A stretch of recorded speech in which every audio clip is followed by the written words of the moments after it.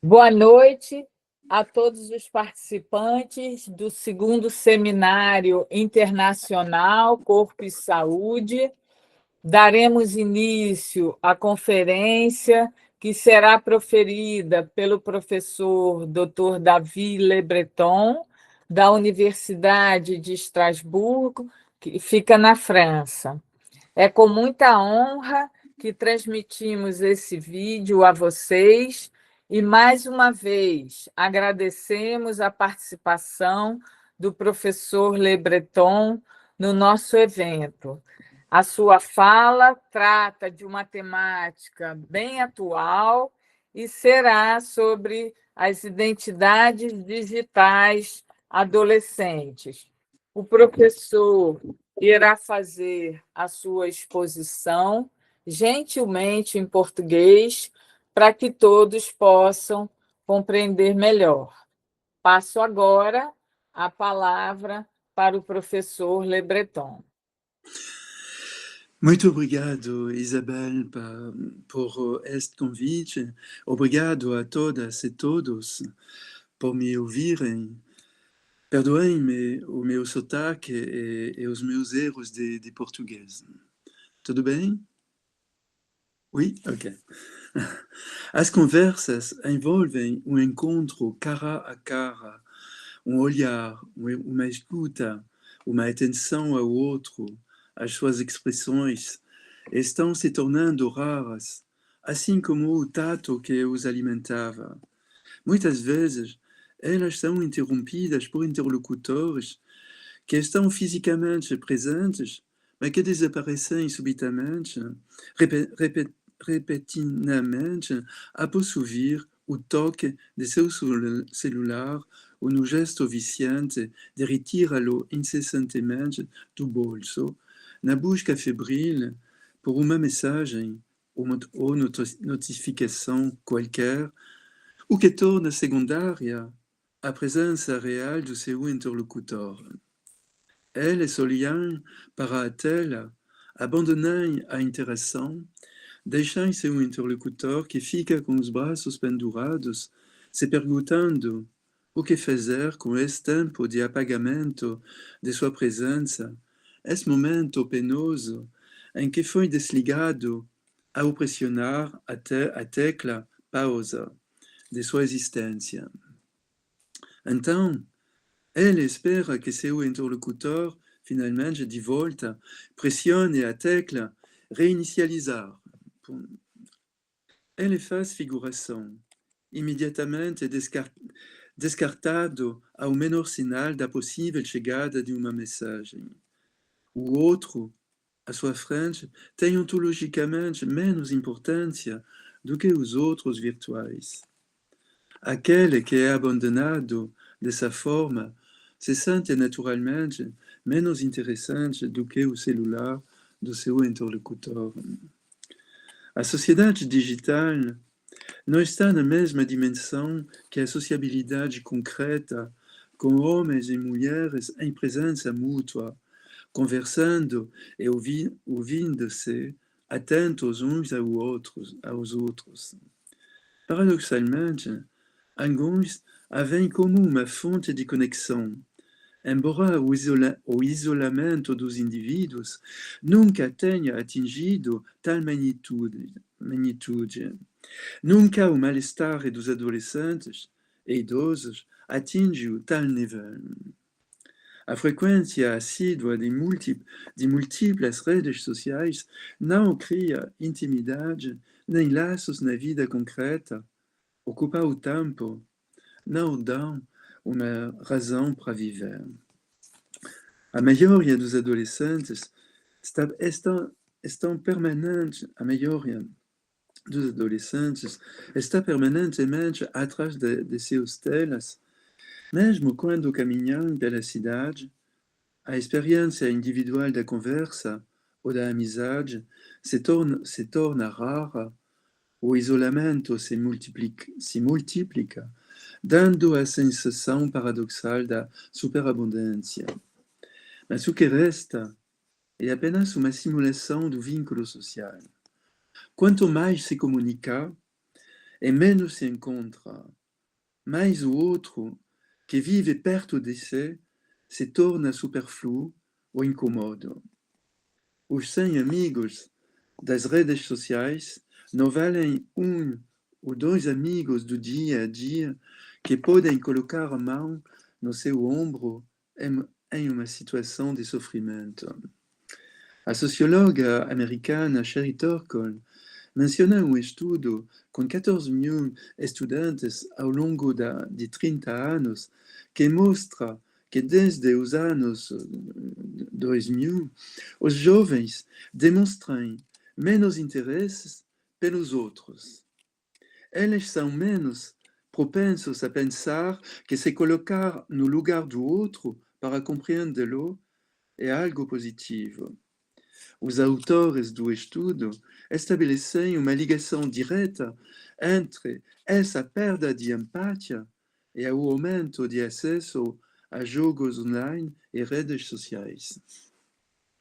O smartphone é um instrumento da hiperindividualização do vínculo social das nossas sociedades contemporâneas, reforçando no indivíduo a sensação de que ele é um mundo à parte, autossuficiente, graças às ofertas que seu aparelho lhe proporciona na sensação... Donc, graças às ofertas que seu aparelho lhe proporciona, na sensação eufórica de uma liberdade que parece destinada apenas ao prazer, ao entretenimento. Reforça a indiferença em relação aos outros, ao seu redor, que às vezes se esbarram na calçada por trajetos aleatórios e imprevisíveis. Paradas inesperadas, enquanto a atenção está cativa da tela. Os outros estão à sua disposição, podendo ser convocados e dispensados a qualquer momento.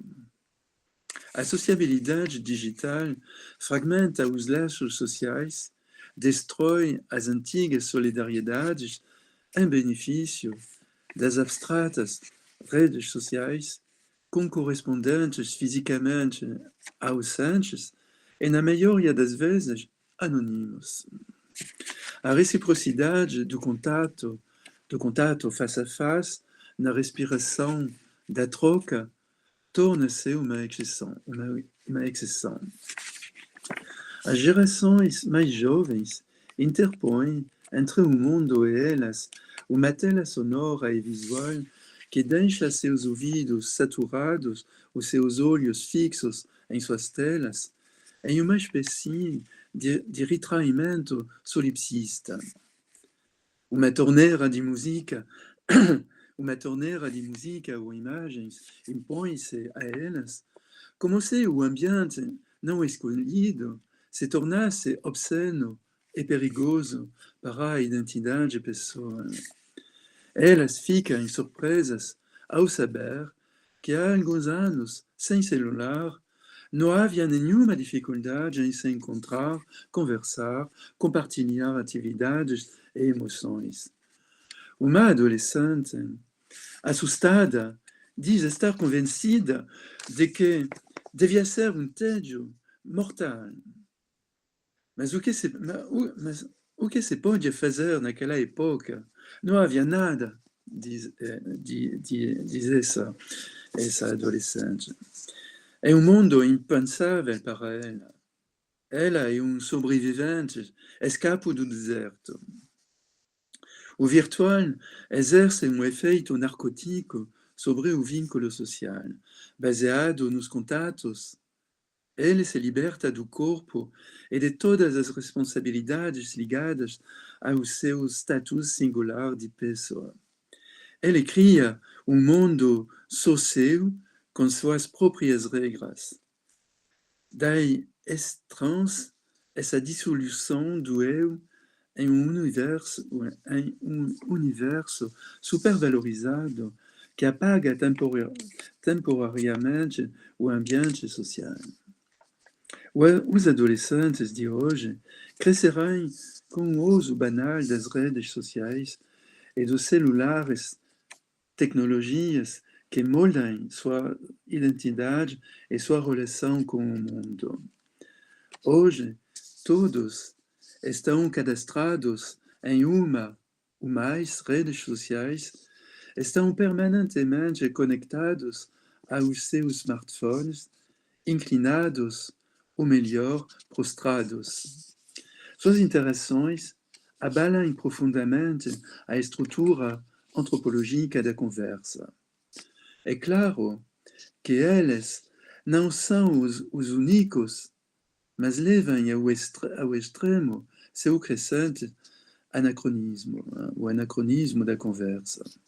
A conversa exige disponibilidade, atenção ao outro, interioridade, valor do silêncio, do rosto, incerteza do caminho.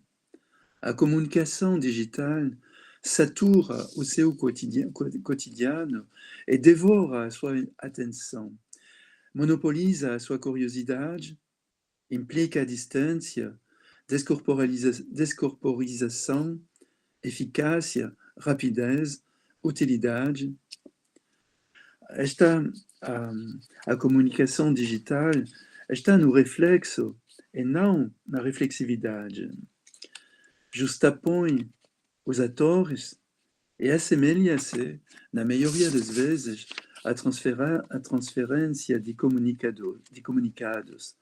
Estou aqui, neste lugar fantástico, etc., etc.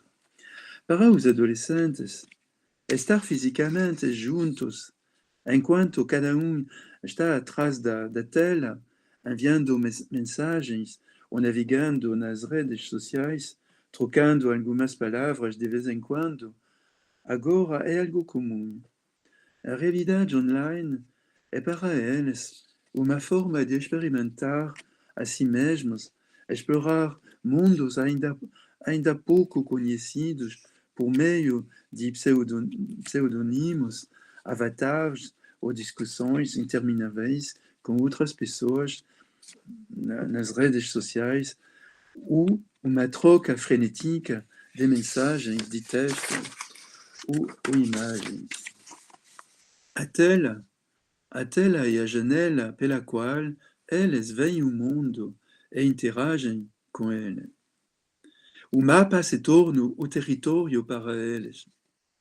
Se as ferramentas oferecidas pela internet às vezes são propícias para a construção pessoal, por outro lado, elas exercem um fascínio sobre a maioria deles, que às vezes ficam conectados mais de 10 horas por dia. Para alguns, elas constituem uma bela fuga das restrições da vida real. A distância protege da dureza do mundo, da incerteza das relações face a face. Essas tecnologias digitais transformarão profundamente a intimidade e, sobretudo, as conversas que estão se tornando cada vez mais raras no mundo adolescente. Para muitos, desconectar-se é uma morte simbólica, uma impossibilidade de pensar a continuidade de sua presença no mundo. Com o smartphone sempre na mão, ao longo do dia, mesmo quando caminham ou andam de bicicleta, eles estão constantemente conectados, disponíveis. Perder o celular é um drama absoluto. Um momento doloroso de incerteza identitária, tanto ele é agora indispensável para o sentimento de si mesmo.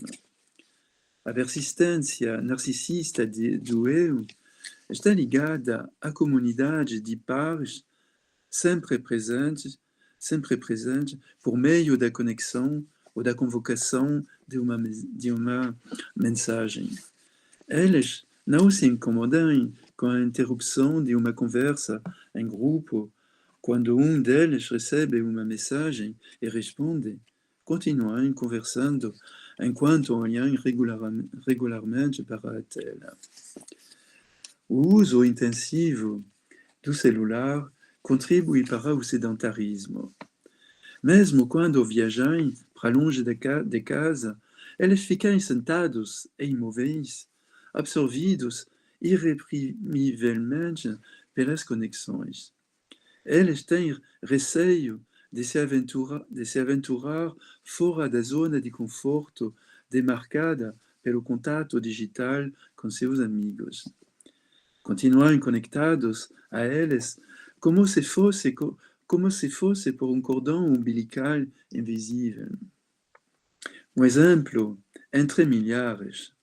Sherry Turkle menciona a diretora americana de um programa que envia estudantes americanos para universidades espanholas e que lamenta que agora, em vez de descobrirem o país, eles passam o tempo em suas páginas do TikTok ou conversando com seus amigos que ficaram nos Estados Unidos. Presos aos seus celulares, mesmo do outro lado do mundo, eles permanecem na órbita de seus amigos e continuam a viver em seus smartphones. Quando estão lá, perguntam-se se não estão a perder alguma coisa em outro lugar. Como observa uma estudante que cito, em vez de falar com as pessoas que estão lá, estamos nos nossos telemóveis a ver se há outras festas, a perguntar o que se passa lá, a tentar ver se não seria melhor estar lá. Acabamos por não falar com os nossos amigos porque estamos nos nossos telefones a verificar se, afinal, não seria melhor estar no outro lugar. Fim da citação. Eles estão num estado de alerta que não acaba, mesmo à noite. Onde antes as gerações mais jovens se dedicavam a diversas atividades físicas que promoviam a solidariedade e o conhecimento de si mesmos, dos outros e de seu ambiente, além de longas conversas, hoje elas estão mais frequentemente sentadas juntas a conversar por chat ou a enviar mensagens de texto ou imagens. Na França, por exemplo, os indicadores de saúde pública apontam que os adolescentes da década de 70 eram 2 vezes mais ativos. Se antes corriam em média 800 metros em 3 minutos, hoje levam 4. Uma pesquisa frequentemente citada do médico inglês William Byrne lembra que em poucas décadas a distância percorrida pelas crianças de 8 anos ao redor de suas casas passou de 9 quilômetros para 300 metros, em média.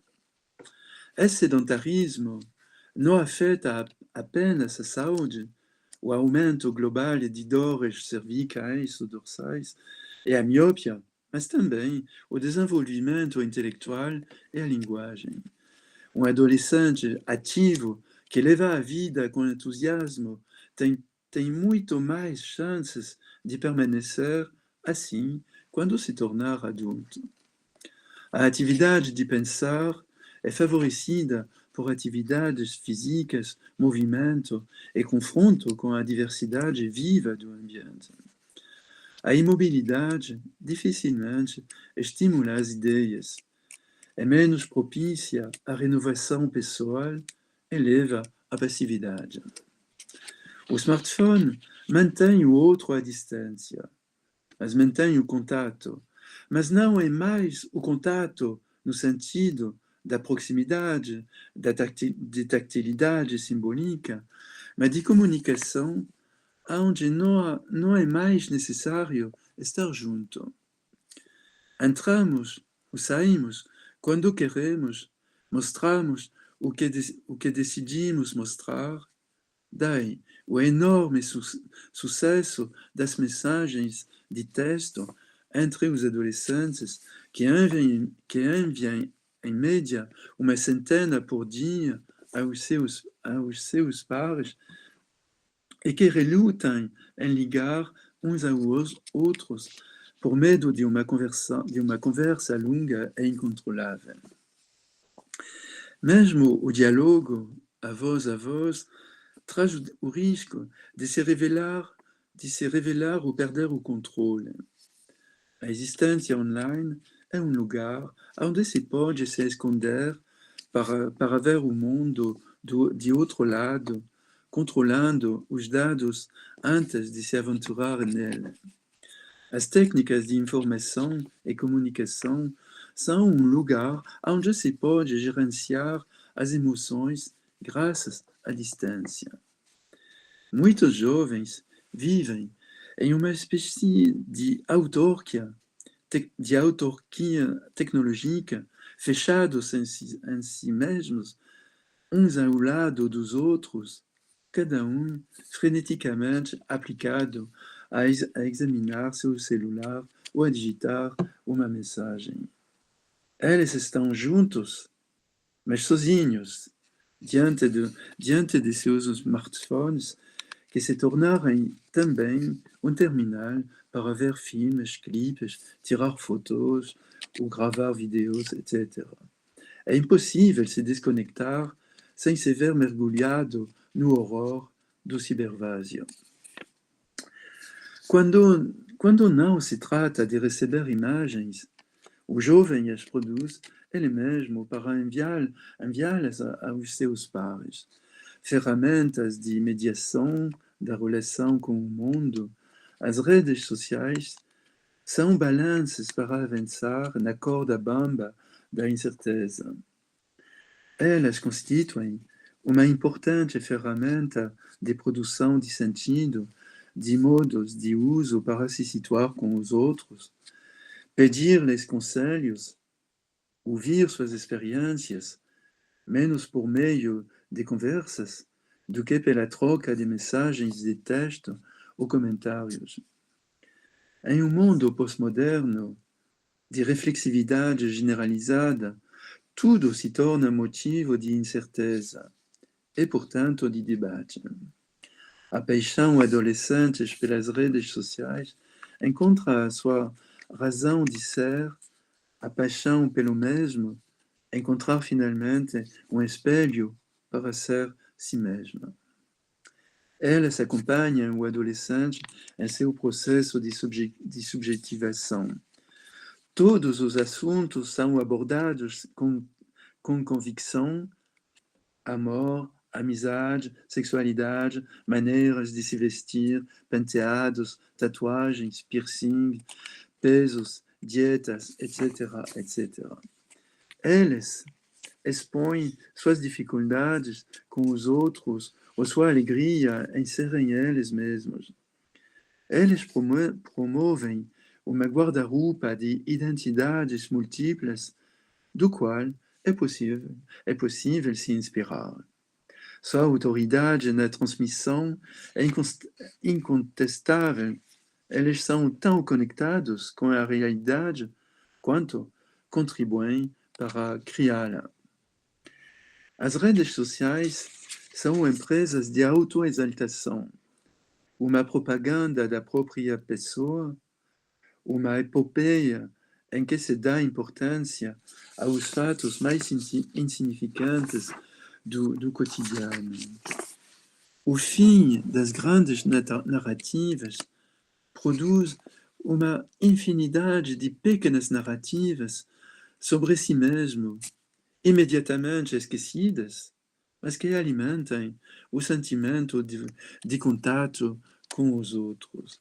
As redes sociais levam ao seu ponto de incandescência a exigência de ser você mesmo.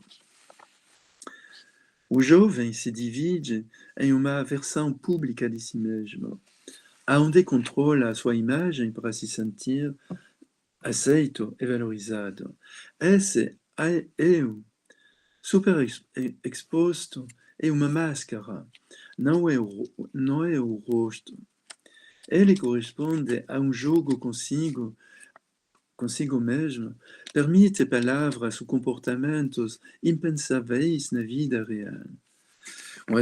Uma adolescente, por exemplo, fica mais à vontade para se despir diante da câmera do seu smartphone do que diante de outra pessoa fisicamente presente.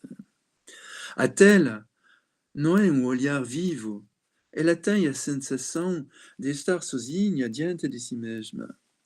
A ausência do olhar concreto do outro libera os tabus. As inibições desaparecem, mas não sem repercussões, pois a confiança momentânea no destinário esquece a ambivalência e as mudanças afetivas que facilmente transformam essas imagens em uma arma poderosa nas mãos de quem deseja se vingar ou acertar contas. As redes sociais são caixas de ressonância para se sentir vivo, mas são uma faca de dois gumes, pois também são canais privilegiados para assédio e julgamentos desdenhosos. A intimidade assim revelada não pertence mais ao jovem. A arte da, a arte da representação implementada no cenário digital inevitavelmente encontra espectadores mais ou menos amigáveis. Os adolescentes vivem uma imagem ainda em movimento de seus corpos e o olhar dos colegas a consolida quando recebem uma confirmação positiva. Por outro lado, os comentários depreciativos são difíceis de aceitar quando o espelho de si mesmo é, antes de tudo, o espelho dos outros. Eles não aparecem diante dos seus colegas, eles sempre comparecem no palco e vulneráveis aos comentários deles. A narrativa da autopromoção projeta para os outros uma versão ideal de si mesmo, o que não deixa de ser um efeito consequente no sentimento de identidade do jovem. Fantasia de auto-engendramento, sem dúvida, mas que acentua o prazer de ser si mesmo ou amortece o mal-estar de uma relação difícil com o mundo. Essa colonização da mente e da vida cotidiana pela comunicação exerce efeitos sociais e políticos temíveis. Ela formata o pensamento, tornando a conexão cada vez mais imperativa. Muitos estudos observam que quanto mais estamos expostos às telas, menos compreendemos os textos escritos e também o mundo. As inúmeras mensagens digitais são simples, dão uma sensação de evidência sem esforço de apropriação. Se as telas incentivam a dispersão cognitiva, o livro aparece como contraponto, uma fonte de tédio que rompe a excitação digital por sua lentidão, pela interioridade que sua leitura implica, pelo mergulho em um universo imaginário que exige que a gente se solte. A comunicação sincopada, simples e permanente das redes sociais torna difícil para os adolescentes até mesmo a leitura de uma mensagem de texto um pouco mais longa do que o uso comum de algumas palavras e frases. Os alunos ou estudantes de hoje não desenvolveram a paciência e a concentração necessárias para compreender texto mais elaborado. Eles permanecem na superfície e, portanto, são vulneráveis a opiniões preconcebidas, rumores, etc. Pós-verdade, etc. Não estão acostumados a questionar a argumentação de texto, sua plausibilidade, sua proveniência. Faltam-lhe os códigos de apropriação. Esta observação também se aplica à universidade, onde muitos estudantes nativos digitais têm dificuldade em ler algumas páginas de artigo. O jovem nunca está exatamente onde pensamos que está, mas, ao mesmo tempo, não está em lugar nenhum, pois sua presença se dilui em todas as áreas em que pretende estar. A multitarefa suscita a admiração ingênua dos pais, mas causa desolação aos professores que se deparam com o empobrecimento sensível dos resultados dos alunos. A atenção não é capaz de se multiplicar infinitamente, ela se divide. Fazer 2 ou 3 tarefas ao mesmo tempo implica não fazer nenhuma com a qualidade que se teria ao se concentrar apenas em ou outra. Daí a dificuldade de concentração dos alunos, frequentemente apontada pelos professores. Compreende-se o quanto a interioridade é, aos seus olhos, um abismo e a lentidão um anacronismo insuportável. Os instrumentos de comunicação aceleram a temporalidade adolescente e deixam pouco tempo para a reflexão ou conversa. A capacidade de estar sozinho está se perdendo. Ela era correlativa à aquisição da autonomia e de uma interioridade fecunda. Mas agora não há mais tempo ocioso ou retiro para si mesmo que não seja imediatamente interrompido pelo uso do celular como um objeto transicional permanentemente nas mãos. Não há mais tempo propício para o tédio e a devaneio. Essa imersão nas diferentes técnicas de informação e comunicação modifica profundamente as estruturas cognitivas das gerações mais jovens que cresceram com elas. O uso assíduo da internet leva a uma cultura geral fraca. Para muitos, é inútil ler um livro, interessar-se profundamente por um assunto, se é possível, obter uma resposta imediata e pronta. Por que ler Proust quando os sites da internet oferecem um resumo em poucas linhas? Não há necessidade de recorrer à memória se um clique pode dar a resposta simples esperada. Porque assistir a um filme na íntegra quando é possível acelerar as sequências menos interessantes. A internet é menos uma ferramenta de conhecimento e mais uma ferramenta de consolidação de crenças informais que orientam a consulta. Os jovens encontram nela o que procuram e reforçam suas preconcepções devido aos algoritmos que orientam sua navegação. Daí a vulnerabilidade a teorias da conspiração, notícias falsas, pós-verdade, etc., etc. Isso ficou recentemente demonstrado pela facilidade com que milhares de jovens internautas de todo o mundo, sem o menor conhecimento do Islã, se radicalizarão em torno de conhecimento superficial, mas mortal em suas consequências, sob a égide do Estado Islâmico. A experiência de inúmeros professores concorda que, longe de ser uma matriz de inteligência e aprendizagem, a internet acompanha um declínio terrível do conhecimento e, sobretudo, da cultura geral.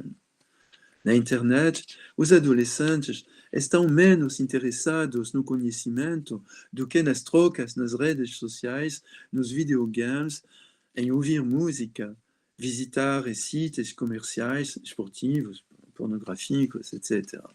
A internet induz um estado permanente de distração e isolamento consumista. Conscientes das consequências antropológicas da internet sobre a mente das gerações mais jovens, muitos executivos da Google, Yahoo, Apple e outras empresas de alta tecnologia do Vale do Silício enviam seus filhos para as caras escolas Waldorf, cuja pedagogia se baseia na educação física e nos trabalhos manuais, sem recurso a dispositivos tecnológicos. Eles sabem que os computadores ou smartphones diminuem a criatividade e alteram a cultura geral. Além disso, trabalham para que esses executores do Vale do Silício trabalham para que a pesquisa digital resulte em uma distração superficial e não na formação de conhecimento. O biógrafo de Steve Jobs escreve, por exemplo, que a conversa era o centro da vida familiar dos Jobs. Eles falavam sobre livros, história e todo tipo de coisa. Ninguém nunca pega o seu iPod, o computador. Fim da citação.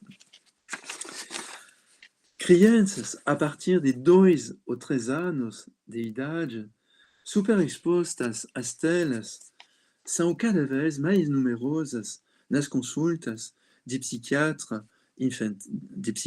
infantil.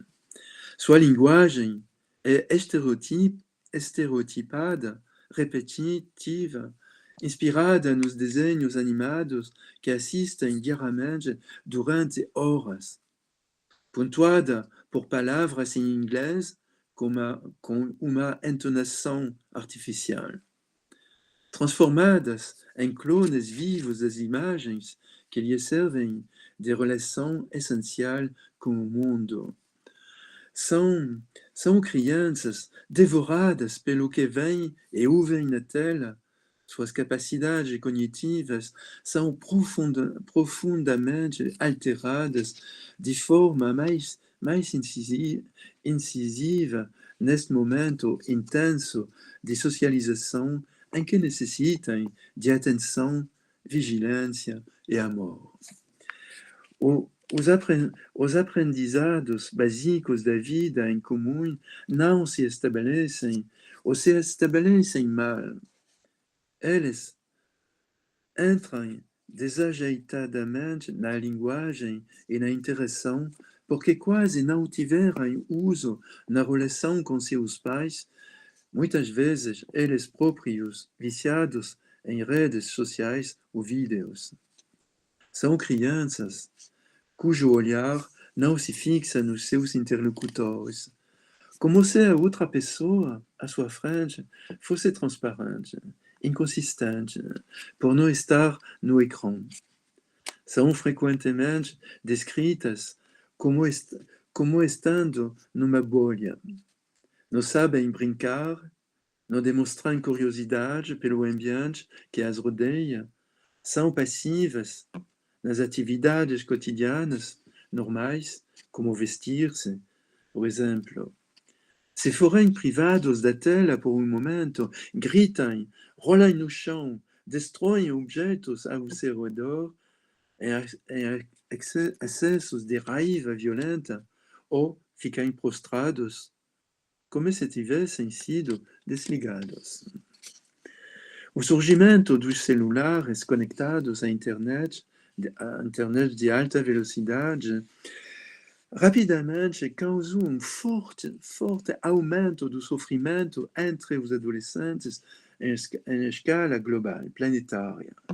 Os casos de ansiedade e depressão duplicarão, assim como as taxas de suicídio ou tentativas de suicídio, especialmente entre as meninas e as de agressões físicas também. Nunca o sofrimento adolescente atingiu tal grau de intensidade. Alguns adolescentes desinvestem seu compromisso com a vida pessoal, familiar, escolar, trancando-se em seus quartos ou raramente saem deles, não têm mais relações sociais, além das virtuais, mergulhados em uma espécie de greve de relacionamento concreto com os outros. Envoltos no casulo tecnológico das redes sociais, eles caem na ausência, sem mais desejar sair do espelho, onde não param de observar seu desaparecimento. Surgido no Japão, esse fenômeno se espalha hoje muito além, rejeitando qualquer contato com o exterior, mesmo as necessidades básicas da vida social. Eles escolhem uma forma paradoxal de autismo, isolando-se em um universo interior sem relações sociais, a não ser por meio de telas. Esses adolescentes ou jovens adultos passam o dia conversando com seus correspondentes anônimos na internet, assistindo televisão ou imersos em seus videogames, ocultando todo o resto. É uma forma de se enclausurar em uma fortaleza interior e eliminar a ambivalência do seu ambiente. Seus corpos existem apenas por padrão. Eles vivem como monges cercados pelas tecnologias mais poderosas da atualidade. Pardon, eles vivem como monges cercados pelas tecnologias mais poderosas da atualidade. Eles entraram em um isolamento voluntário. Eles acabam radicalizando o que acontece no cotidiano de muitos contemporâneos de todas as idades, devorados por seus smartphones. Os adolescentes que são nativos digitais, sem dúvida, pronunciam o futuro digital do vínculo social. Merci beaucoup. Muito obrigado pela paciência de vocês. Felicitação, professor. Parabéns pela sua exposição. A sua exposição nos apresenta muitas questões a serem debatidas na educação física, na comunicação, na sociologia, na antropologia e em outras áreas que transitam pela temática do corpo, das tecnologias digitais e da saúde também, né? Então, gostaria, se o senhor quiser dar uma última frase para a gente encerrar a gravação, fica à vontade, professor. Oui, não, tudo bem. Muito obrigado, Isabel. Tudo bem.